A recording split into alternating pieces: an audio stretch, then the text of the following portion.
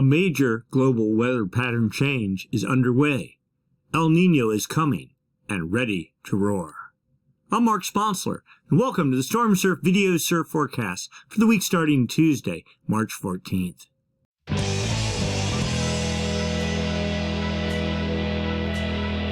Storm surf, waves, weather, buoys, altimetry, snow, temperatures, El Nino, weather analysis, essential data for outdoor people, all the time, no hype.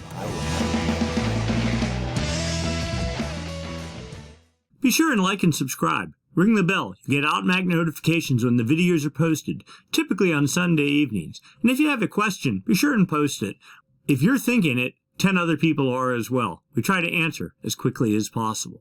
And down below, there's a button, a little heart shape with $1 in it. You can contribute a little bit of money to stormsurf.com. We would appreciate any donation. It helps us sustain the channel and move forward with new projects in development. And with that, I'd like to thank the folks that have already contributed. Jake Marlowe, WM Clean Campbell, Brian Stout, Tim Castor, Main Account, Peter Carpenter, Coach Nate, Sporman, Elliot Harris, CJ Parker, Salth, and Don Mendatron. Many thanks. Your contributions are going to be used to help buy a new server. We're running on a really old server right now for our buoy data. We've actually got about 5 different servers running all at the same time that gin up all the weather models, wave models, all the details you see on stormsurf.com. And the idea is one of our servers, very old, it's a Windows XP machine from way back in the day, single core machine. We're going to get rid of that, try to upgrade it with something a little bit more beefier that can handle load better. So thanks, your contribution will help get us to that goal. And also, one other special shout out to Alpenglow in Tahoe City, just outside of Truckee. We were up there shopping for some cross-country skis. I want to really thank Janice, Jason, and Tate. They were very helpful, got us what we needed, and they're always a wealth of information. And go there if you get the chance. If you're up in the Sierra, go there, get all your backcountry needs and ski needs there. All right, let's get to work. As usual, we start by looking at significant wave heights for the North Pacific Ocean. We're just looking for any sign of gale development. See a little area of fetch here generating 14 or 15 foot seas off of Central California. Another small area of fetch generating even less seas in the northern Gulf of Alaska, and that's about it. Pretty quiet pattern, one would think, from looking at the ocean. But if you look at other places, big changes are underway. Let's start by looking at current conditions. Buoys. Off of Northern California, Point Reyes buoy, number 029. We're looking at all the energy that's hitting that buoy, anywhere from up to 33.3 second period, real long period energy, which there is none, all the way down to 5 second period pure wind swell. You can see here there's a big spike of wind swell about at 9 seconds. You take all the energy here, pile it all together, compute it out. Primary swell comes out to be about 11.3 feet at 9.4 seconds from 174 degrees, so south wind swell, no big surprise given what's going on in the atmosphere and the ocean off of California. And surf theoretically at 10.6 feet, but it's probably not that big, more chop than anything. Looking at the northern end of Southern California, East Santa Barbara buoy number 46053, much the same but way smaller, just a little blip of wind swell in about the 10 second period range. Primary swell 2.2 feet at 10.5 seconds, that'd be surf at about 2.3 feet or about thigh high.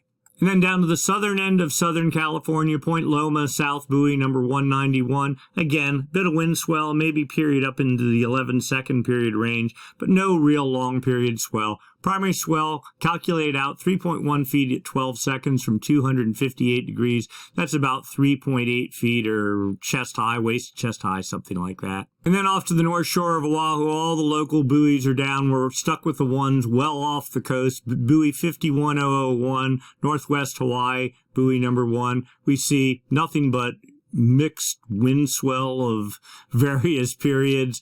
Primary swell 3.6 feet at 7.88 seconds from 231 degrees. That's 2.5 foot surf, but actually only a fraction of that reaches the coast, so something smaller than that. So overall, a very quiet surf pattern is in control for basically the whole Pacific Ocean at the moment. Looking back in time at significant wave heights for the North Pacific Ocean, we're going to go back to Sunday 2 days ago. I mean, really nothing was happening, just blasting through. In the past 2 days, a little bit of gale, not even gale, low pressure has created some seas, but really nothing of any significant interest is in the water immediately. So let's start looking to the future, and here's where things get interesting. We're going to start at the jet stream level. These are winds up about 30,000 feet. These winds help support the formation of gales, and when they form, help direct their track.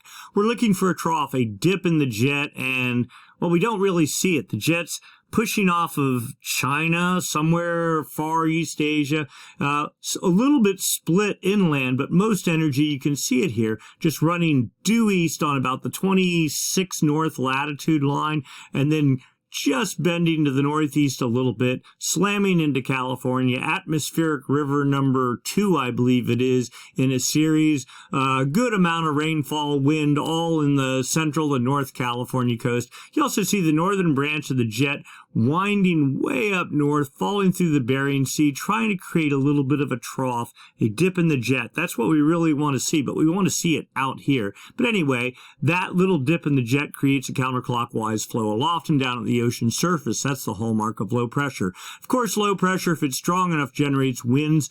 Winds, if they blow hard enough or over broad enough area, start generating seas. Seas, as they radiate away from the fetch area, eventually turn into swell.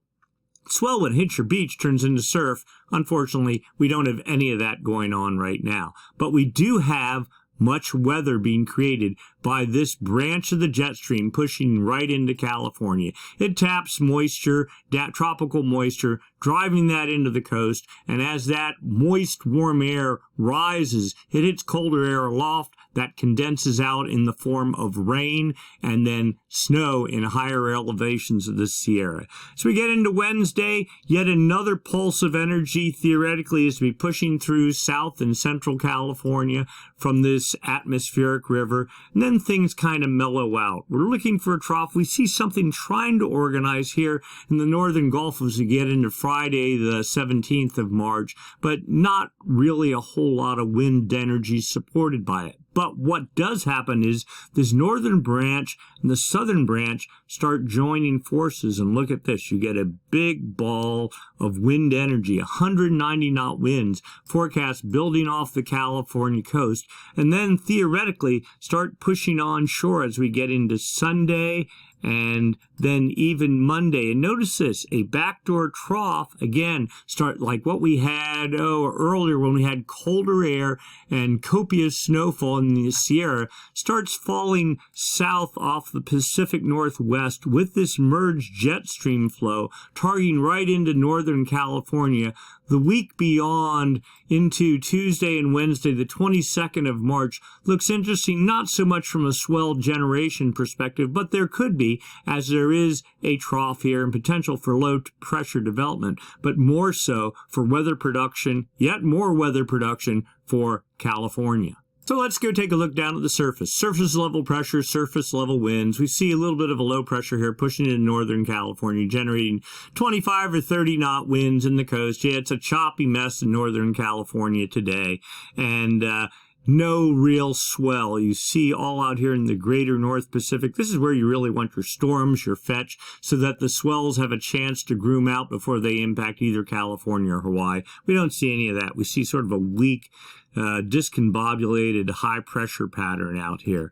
Anyways, we get into Wednesday, more of the same. So we get into Thursday, a little bit of a low pressure system tries to organize. This is northeast of Hawaii, west of California, generating some fetch, but most of it all south fetched, aimed north. So probably no real swell expected from that. Maybe a little bit of weather. Another low pressure system forecast on Saturday off the Pacific Northwest, lingering out there, generating something, and then yet another low pressure system starts organizing Monday. We know the jet stream is getting consolidated in this area, starting to dig out a bit of a trough, and we do see some 30, 35 knot winds off of California, really close to the coast, probably just more local raw wind swell, but also probably much weather production for California.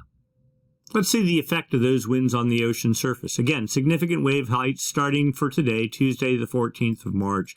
We see a little bit of seas pushing into California. Not even swell, just raw seas, local wind swell, basically. We're going out to Friday. We know there's another little low pressure system up here, not really doing anything from a swell perspective. And then on Saturday, another small area, 19-foot seas off of Oregon, maybe a little bit of swell there for the Pacific Northwest down into California, Northern California as we get into Sunday the 19th.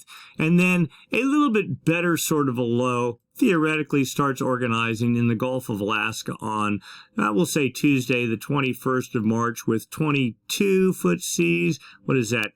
Down here, 25.7 feet. That's the highest seas over this whole domain here. So right there. So maybe just with some luck, some sideband swell for Hawaii and maybe some swell for California. But that's almost a week out. A little bit too early to be believable. Looking at local winds for California, well, as expected, low pressure and 25 to 30 knot southwest winds off the California coast today.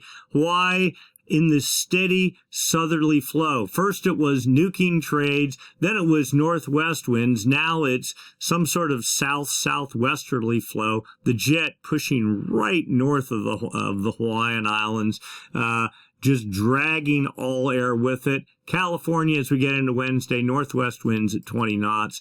Thursday, more of that light southwest wind flow for Hawaii. Northwest winds for California in about the 10 or 15 knot range. Fading some as we get into Friday. And then low pressure, the first in a series of weak low pressure systems, starts building off the coast.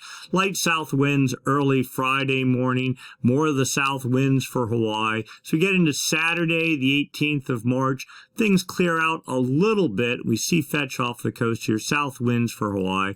Get into Sunday. Northwest winds, just kind of 15 knots, nothing too interesting. Hawaii, you see something starting to build off the coast as the jet stream consolidates off California as we get into Monday, the 20th. Lots of westerly winds out at sea, but relatively light winds for California on Monday. And Hawaii, trade pattern trying to organize, probably not going to make it as we get into Tuesday. Oh, actually, look at that. Trades for Hawaii as we get into Tuesday, the 21st. But southwest wind flow building for California. And as we get into Wednesday, it just looks like a mess heading for the coast. But the good news is for Hawaii, high pressure behind that, generating trades for the Hawaiian Islands. Quick look at surf forecast for the Half Moon Bay, North California area. Yeah, we see this is surf size in feet, 11 feet. But that's all wind swell. You can go down here and you can see swell height, 10 feet, period, 10 seconds. It's pretty much junk. And as we get deeper into the week, just like 2-foot type surf sort of thing. And then it bumps up, surf in the theoretically 10 feet. That's probably grossly overstated a week out. But you see it's all, the swell height here is about 9 feet, the period, about 10 seconds. So pure wind swell. Santa Barbara, the same thing. Now the scale change here, you'd think that from the previous chart that'd be 10 foot, but no, it's only 5 foot here. Surf, and that's even on the high side, with swell 5 feet at 10 seconds, something like that, and just dropping down to almost nothing as we get into the weekend, and then bumping up a little bit as we get into Monday and Tuesday of next week. High surf sort of thing, swell 3 feet at 9 or 10 seconds. San Diego being more protected, even smaller surf, the wind swell not even really rideable, and we won't even go into any more detail than that. Then the North Shore of Oahu, very small surf until we get into, there's that Sunday, Monday sort of thing, 5 feet at 9 to 10 second type mixed wind swell, so no real ground swell of any measure is forecast for any of our typical breaks for the coming week. All right, then precipitation forecast. We're focusing on California. Right now, you can see lots of rain. The blue is rain. The yellow, whites and yellows and oranges are snow in the high Sierra at very high elevations. We'll get into the details on that in just a second. So we get into Wednesday, things clear out. So we get into Thursday, things stay clear. But then Friday afternoon, small low pressure system moves in, creating more rain for Northern California, maybe some sleet or something like that for higher elevations of the Sierra. But then on Saturday, a little bit of a clear out, but then right behind that, a little bit more precipitation with the jet just right hovering in this area. As we get into Sunday, clear for a little bit, but then Monday, we know it's coming. Here it comes. More rain builds into the forecast and turning into snow in higher elevations of the Sierra Monday night into Tuesday, and holding with another pulse coming in on Wednesday. More of the same of what we've been through. Get what you can in the breaks in between. If you want to go out, go for a run or a ride or something like that, do it while you can. More rain looks to be in the forecast. Snow forecast dashboard for Olympic Valley. Well, according to this, still precipitation, higher elevations of the Sierra. So the deal is here, snow levels have been pretty high. We're going to get into that in a minute. These forecasts are pinned at the very top of the mountains, the select resorts that we pick here. So maybe another 16 or 18 inches of snow. Then as we get into the 21st, 22nd, 23rd, and beyond, yet multiple feet forecast on top of that. Kirkwood forecasts somewhere around 55 inches of snow total over the coming 10 days. And Mammoth Mountain, right about in the same situation. Now, going back to Olympic Valley, we're going down here. This is the freeze line. Red is liquid precipitation. Orange is sleet. The interface between the white line and the orange line, that's the 32-degree line. So white would be snow.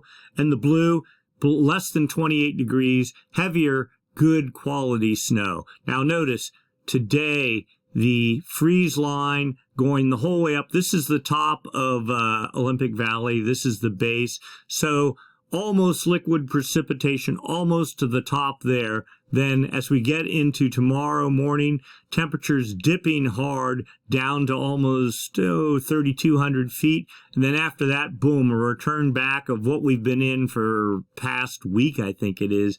The freeze line right about 6,400 feet, something like that. But then notice up here, notice when the precipitation starts, and look at this.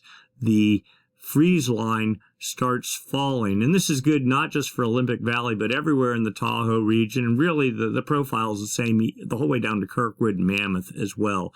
Falling temperatures because that backdoor front is forecast hitting at the same time, dragging in theoretically much colder Canadian air from the north and from Alaska. So that would put us into a better, less soupy, wet snow sort of situation that we've been in the past couple of days. So something to be mindful of. So let's go take a look long-term. What's going on with the Madden Julian Oscillation, the MJO, and the El Nino Southern Oscillation, ENSO. This is what we were talking to in the intro of this video. Significant changes are happening. It's no longer a forecast. It's not a projection by the model. It's reality, and it's starting now. We'll start by talking about Madden Julian Oscillation. It's this periodic weather oscillation. There's two phases to it, an active phase and an inactive phase. The active phase is effectively low pressure system. The inactive phase, high pressure.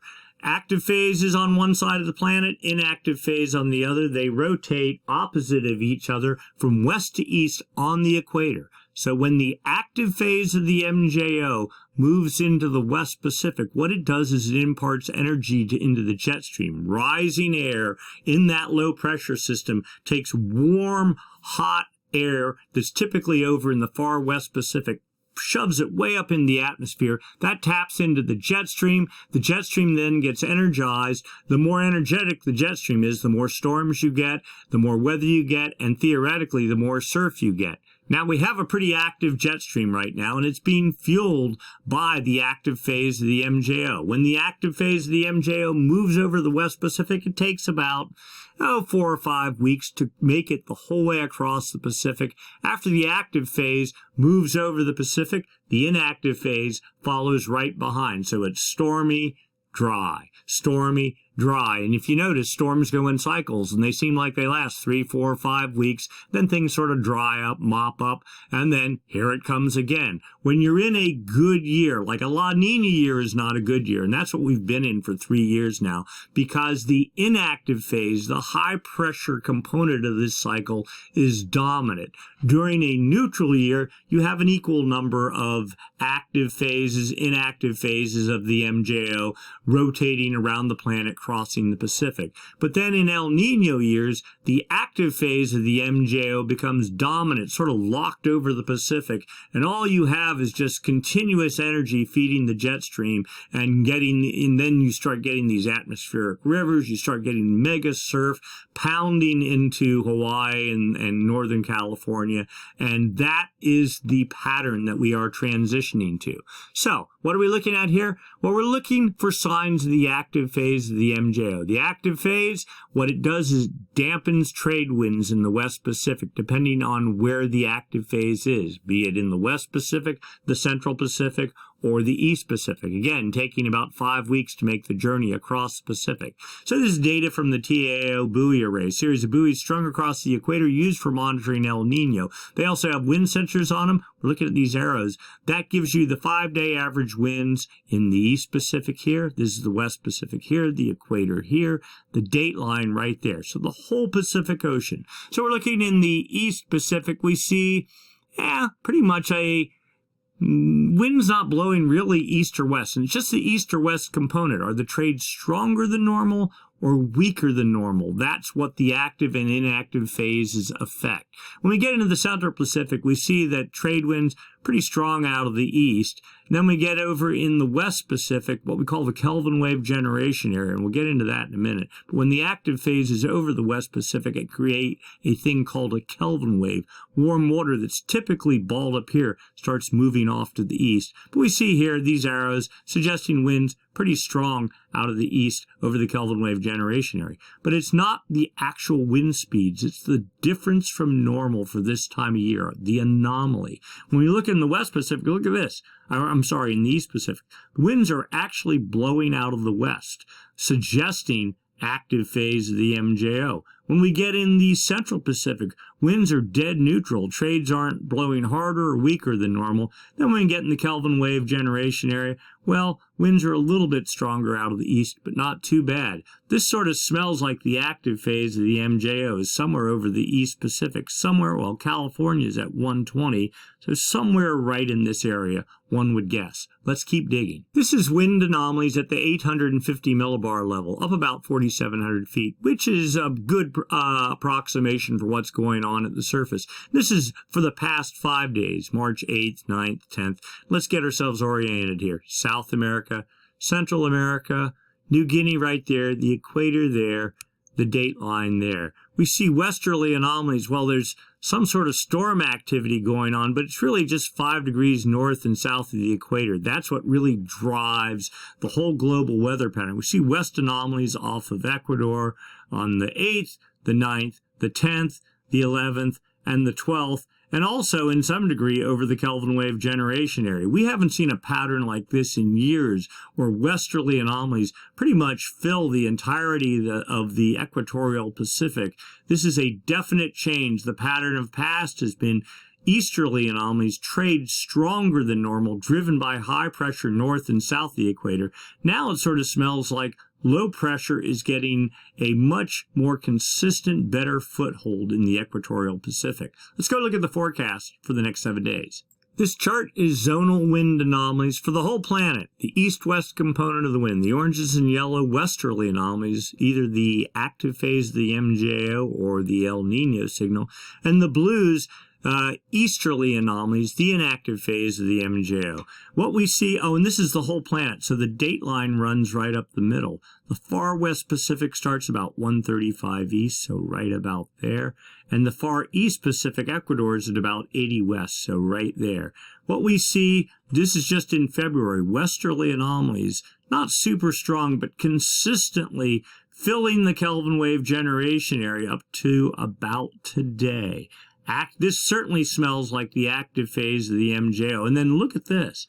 It's very strong, broad area of strong westerly anomalies due south of California. Wherever the strongest of the westerly anomalies are, that's like one would say the core of the active phase of the MJO. And this is on the equator. But north and south of there, that's where all the weather would be. Well, no surprise, we got an atmospheric river pushing into California, right in sync with the active phase of the MJO building south of California. Now, looking forward, we see easterly anomalies. Looks like the inactive phase of the MJO is starting to build over the Kelvin wave generation area as the active phase of the MJO slides out of the Pacific and into the Atlantic, if not even further east of there.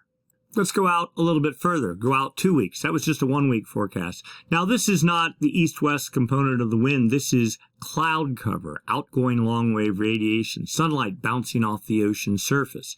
If you have a lot of clouds, you can't get sunlight bouncing off the ocean surface, so you get negative anomalies, these blues. So the blues are basically the active phase of the MJO, the oranges, reds, the inactive phase. This is from the statistic model. Let's get ourselves oriented. South America, Central America, Hawaii there, New Guinea there, the equator right there, the date line right there, the all-important Kelvin wave generation area here right in the West Pacific. When the active phase is over there, that's when it does all its magic in terms of imparting energy to the jet stream and feeding it.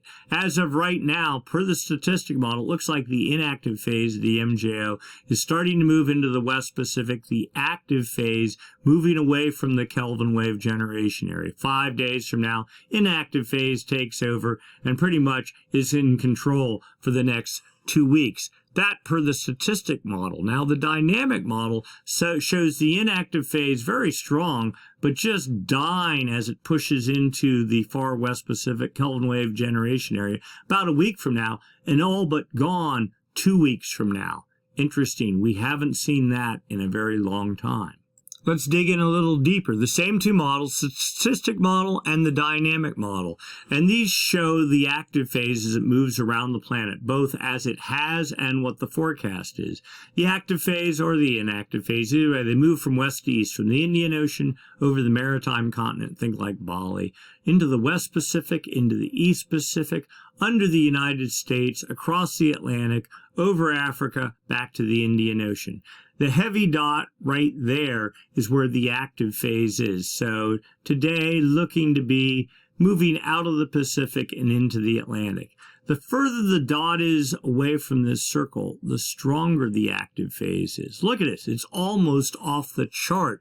This is the strongest active phase we've seen in years. This is good news. And it started building. I mean, we really want the dot rather than there to be here, but you can see as it was pushing through the Central Pacific, this was the 6th, 7th, 8th of March, still pretty strong in the far West Pacific and moving through the Pacific south of California. Now the forecast has it moving into the Indian Ocean, and we'll say probably moderate strength. The dynamic model suggests the active phase making it to the Indian Ocean, collapsing. You notice what happened here before. The active phase started pushing through the West Pacific, collapsed, and then regenerated in the early part of March and built. Wondering, and this is just an idle guess, I have no data to support that, if that's not what's going to happen yet again. Would be interesting to see, probably too much to hope for, but interesting nonetheless. Here's the upper level models showing areas favorable for precipitation. The greens favorable for precipitation, the oranges and reds dry air.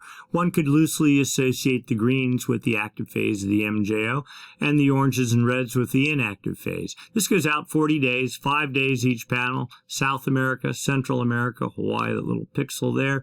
New Guinea there, equator there, dateline roughly there, Kelvin wave generation area right here. Now this is upper level, Jetstream level, so it runs about a week ahead of what happens at the surface. This model suggesting the inactive phase of the MJO in control of the Pacific, making its way across the Pacific and into Ecuador somewhere about the early part of April. So maybe, let's say, a week after that, but then the active phase returning about the same time and making its way across the Pacific during the whole month of April. So if there was a spot for swell production or weather production, one would say April looks like a pretty good target.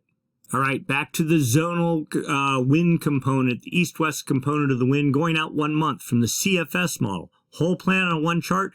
Blues are easterly anomalies, loosely associated with the inactive phase of the MJO, and the oranges and reds, westerly anomalies, the active phase of the MJO. The date line runs right up the middle. Okay, far west Pacific, about 125 east. So this is the Kelvin wave generation area. This is past performance here. This is the future right here. This is the area when, if the active phase is over, really magic things happen. Now look at this. The dotted contour is the inactive phase of the MJO. The last solid inactive phase occurred late January, early February. Strong easterly anomalies. And look what came right behind it. The solid contour, active phase of the MJO, blowing hard westerly anomalies over the dateline region up till about today. You can see even at that, California at about 120 west, strong westerly anomalies south of California. That's probably what's feeding the jet stream to push in, and it's supposed to hold on for about another week or so. My guess is that would be the next and probably final atmospheric river event of this winter, but could be pretty solid. Now here's today's date. Inactive phase starting to build in the West Pacific, weak easterly anomalies forecast, and expected to continue for almost a month. Now this is one model's view of it, but there's another view, and let's take a look at that. Now here's the CFS model going out 3 months. All right, past performance is down here, the forecast is up here. Blues, and this is the whole planet on one chart, so the date line runs right up the middle. The Kelvin wave generation area starts about 125 east, something like that. So you can see here is that last strong easterly anomaly burst back in February. Here's our current active phase of the MJO making its way across the Pacific. Here's the westerly wind burst, or whatever you want to call it, south of California, and forecast moving out of the picture over the next week. A little bit of easterly anomalies forecast in the Kelvin wave generation area. But then notice, from basically a week from now on, nothing but westerly anomalies and building in energy and momentum as you get into June. See the pattern change here? This was easterly anomalies, the La Nina signal. With this push of the active phase of the MJO, that easterly anomaly pattern is gone. And what we expect to see is building westerly anomalies. If there isn't a El Nino signature on a model, this is the prime example of what one would see. Let's overlay the MJO. All right, solid contours, active phase of the MJO. So we had one back here in December, something like that. That created an atmospheric river event as well. Then we had a dry period, that 5 or 6 weeks from, what was it, maybe the first or second week in January into later in February. Then here we go with our active phase of the MJO. First it started feeding backdoor cold fronts down the California coast with cold snow, and then as the westerly anomalies get closer to California, it turned into just pure atmospheric river with warm, moist air. Now we have a forecast inactive phase of the MJO setting up as we speak today, and expected to go for 1, 2, almost 3 weeks, something like that. Then after that, the MJO starts weakening, but westerly anomalies start building stronger. We're going to overlay the low pass filter here. Now, this is the El Nino La Nina indicator.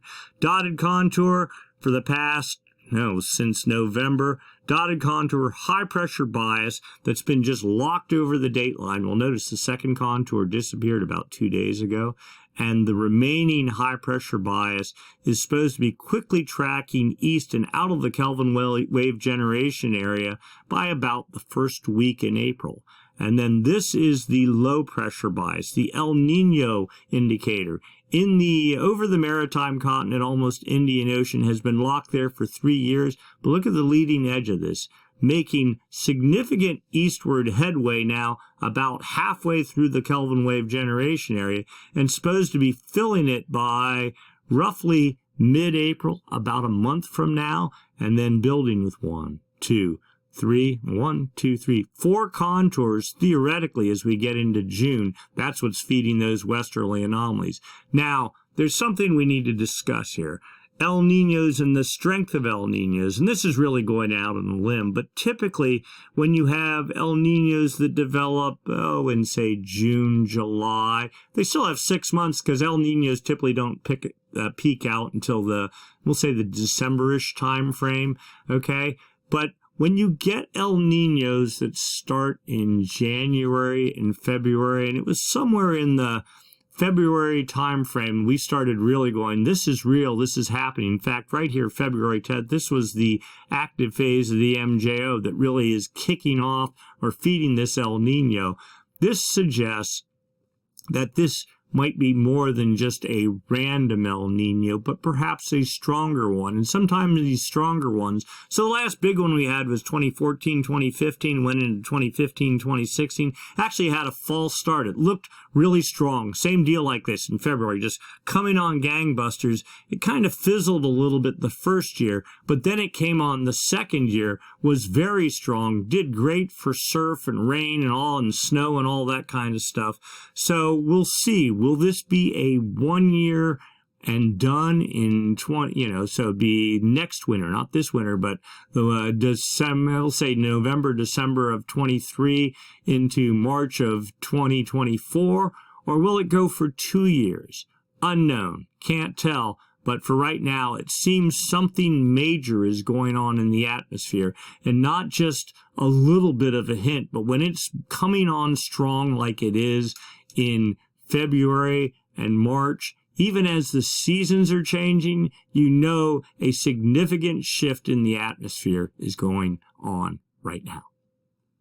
And not to beat a dead horse about the strength of this MJO, but this is a chart showing back to January 2017, the amplitude of the MJO, the strength of the MJO. No location of where it is on the planet, but you can see 3.5 back in January 2018, almost 4, and then as we got into 2019, things started settling down. A little peak in January of 2020, and then it's been, look at this, very weak in 2021, 2022.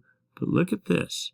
As we get this current active phase of the MJO, as strong, the line is being added to every day, but as strong as anything since maybe February, March of 2018, something like that. So it's been quite a while, 5 years, since we've seen a active MJO as strong as the one that's traversing the Pacific right now. All right, enough about the MJO. But the MJO affects the ocean, okay? And to get El Nino or La Nina, it's not just the ocean or the atmosphere. They have to be what's known as coupled. The ocean or the atmosphere has to be working and influencing the ocean. The ocean starts moving and changing. It in turn feeds back to the atmosphere, and the two of them get coupled, and it's like a pendulum moving in one direction. That's exactly what's happening now. We're moving from a La Nina, high pressure, dry pattern solidly towards a wet, moist, warm pattern in the Pacific for the coming year ahead. All right, so we're looking at subsurface sea temperatures. West Pacific here, East Pacific here.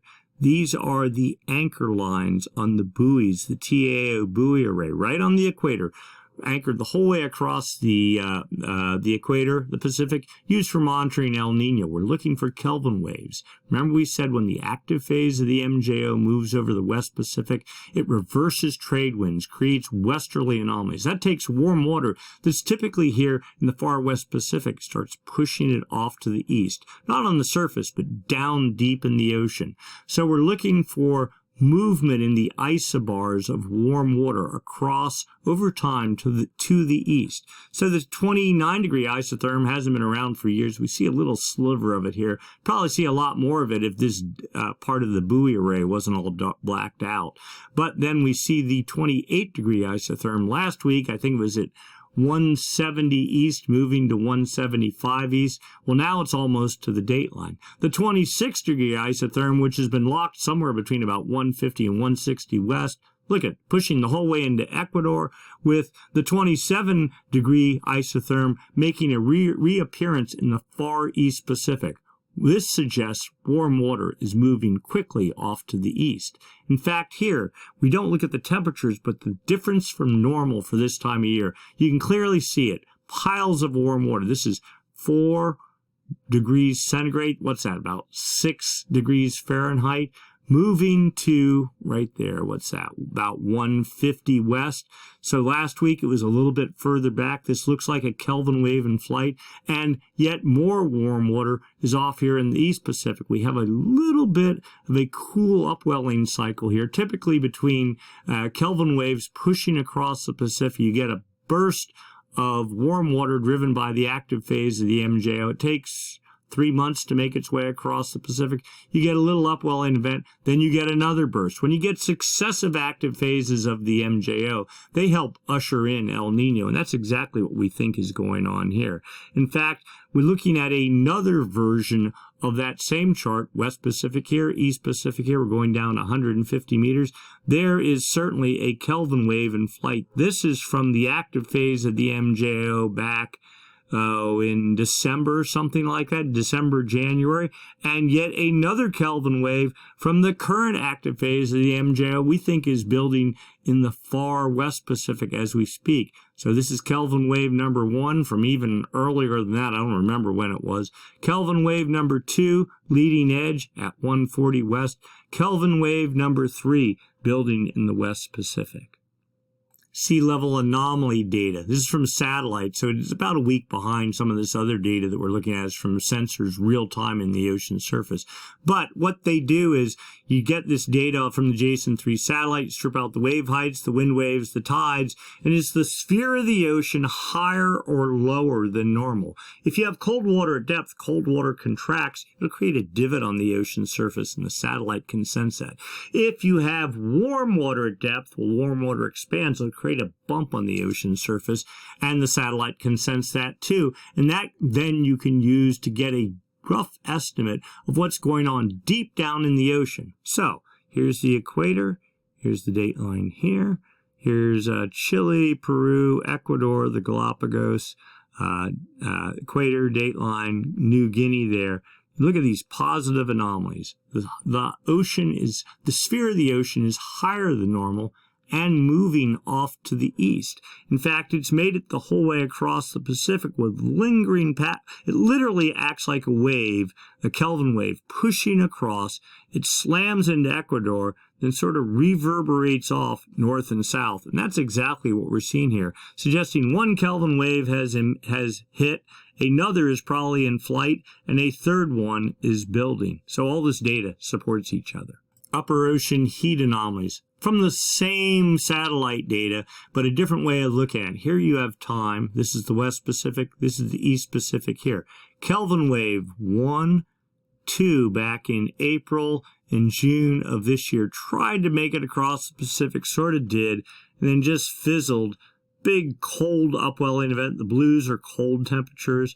And then here we go. We had a little Kelvin wave in November, December.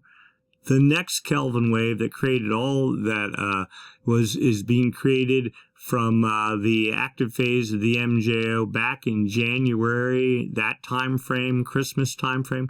That Kelvin wave is pushing across. Ecuador is right at 80 west, so it's almost right on the verge of hitting there.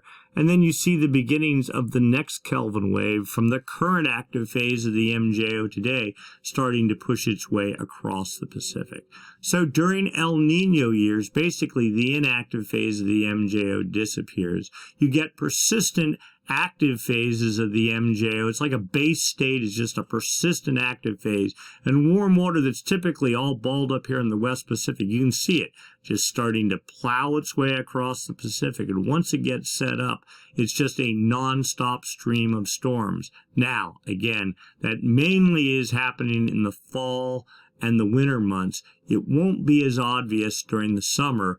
Now, that said, active phases of the MJO still can influence southern hemiswell production off of New Zealand relative to California and Hawaii. And we expect there's still some sort of, just because it looks like we're in El Nino right now, the atmosphere is going to take months to fully turn around. I'm guessing sometime later in July.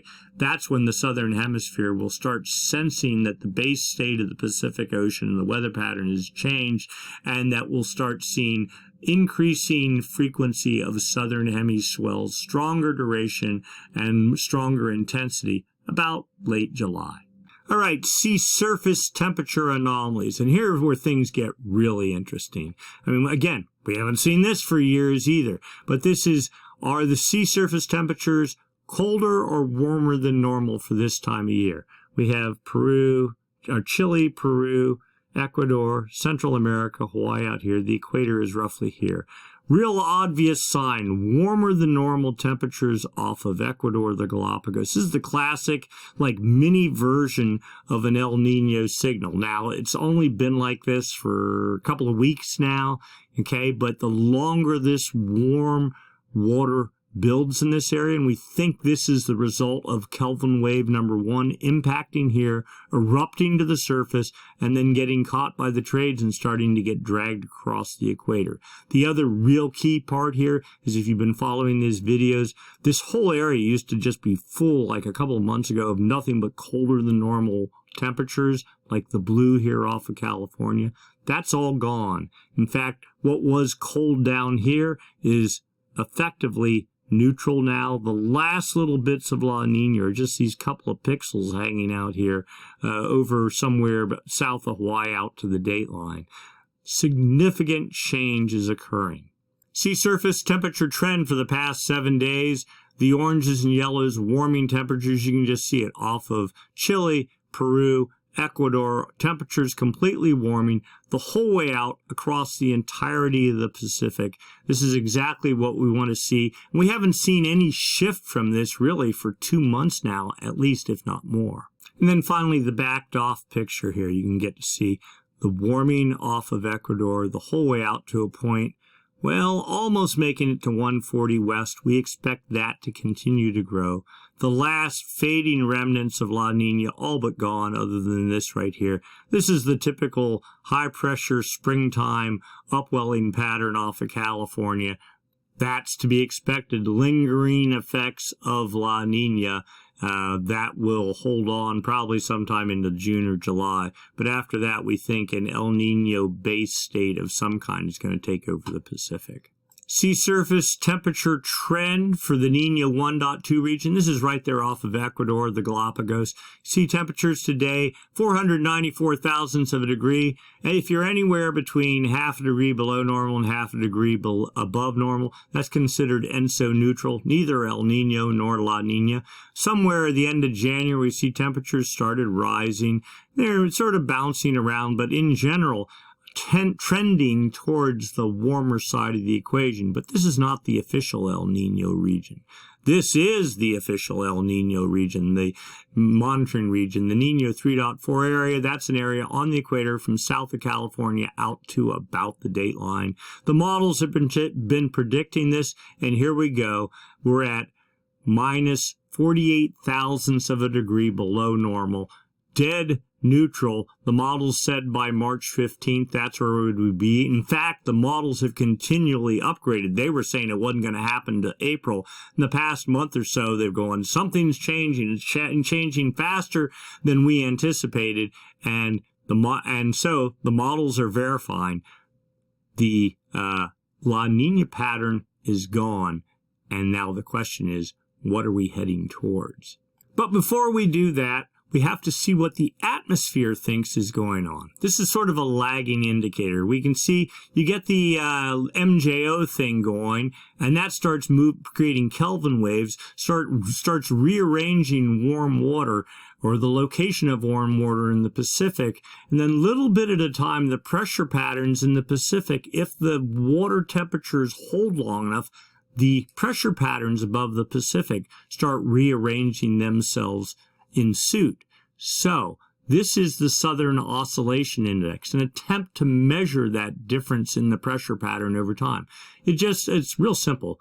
Atmospheric pressure over Tahiti, which is in the West Pacific, and Darwin, which is in the Indian Ocean. If pressure is lower in Tahiti, the index goes negative. Today, hey, minus 6.89. All right. If the pressure is higher over Tahiti, then the index goes positive. Now, looking back in time, you can see the index, the daily index, had been positive for years.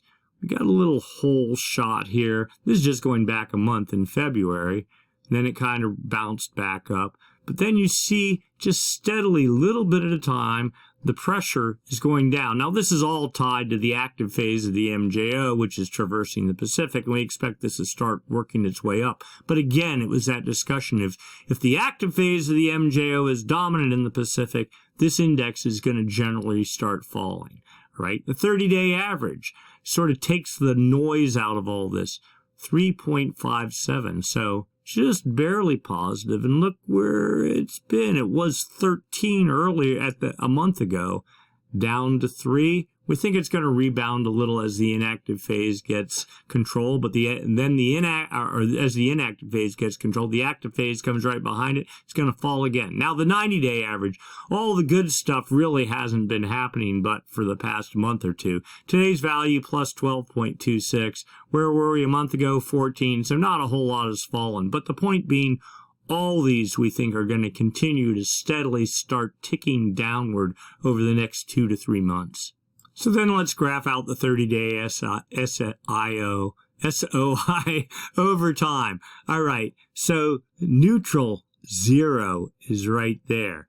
Okay, you can see back in 2021, these are the active phases of the MJO, the downward spikes, the inactive phases of the upward spikes. You can just eyeball this right here and see the trend was steadily towards the inactive phase of the MJO. They were in control. We held there from April 2022 till about January 2023. We're in a good steep decline here. The expectation based on all the data we're seeing is this is going to continue to go down. When the 30-day SOI gets down to 0 and holds for 3 or 4 weeks, that's definitely going to be cause for celebration, at least for me. And then finally, forecast for sea surface temperature anomalies in the Nino 3.4 region from the CFS version 2 model. All right, remember, El Nino starts if you have temperatures above half a degree above normal for 5 consecutive 3 months periods, okay? But you can see the forecast. Here's today, mid-March. We're right at or very close to neutral. We should be in the warm regime as we get into June and just heading upward from there. By the end of the model, even as we get into October, 1 degree above normal, maybe 1.2 degrees as we get into December. Now, this is the conservative model. The more out there model says temperatures may be going to 1.4 or even 1.5 degrees above normal. All this clearly in El Nino territory, and this has been unchanged for months and months and months now, and all the models are projecting some flavor of El Nino as we get into the coming fall and winter.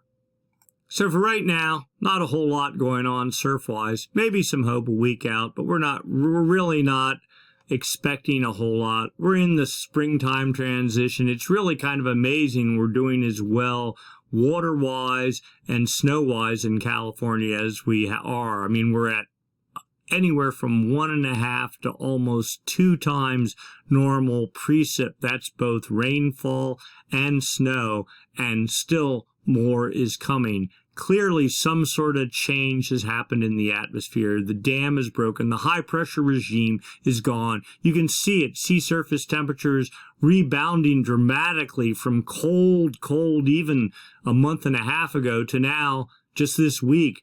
Warmer than normal temperatures setting up solidly in the East Equatorial Pacific, giving us clear signs that some sort of El Nino-like pattern appears to be developing, with the active phase, yet another active phase of the MJO traversing the Pacific, creating yet another Kelvin wave. It seems like the train has left the station, and we are bound for something at least neutral, but probably far warmer than that as we get into next fall and winter. This is good news. We've been waiting for this for months and months and months, and finally the models have verified, and we're on our way.